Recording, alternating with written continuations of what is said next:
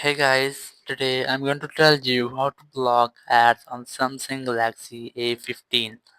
If you're using Samsung Galaxy A15 and now you want to block ads on your device, so let's see how can you do this. You just have to open your phone settings. In settings, just scroll down and look for Google settings here, select it, and here you will get all services. And here you will get the ad setting, just tap on it. And here select delete advertising ID, tap on it, and here the delete advertising ID, just tap on it again. In this way you can easily delete your advertising ID, and after that just go back, and here you will get the usage and diagnostics.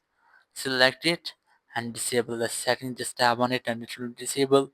In this way you can easily block ads from your device, but there's a second way. You just have to try. Just go back, and here you will easily get the security and privacy in your phone's main settings. So just open it, and here just scroll down and look for more privacy settings, and here you will get the same both options which we have just disabled. Just open ads and then delete advertising ID which we have just deleted.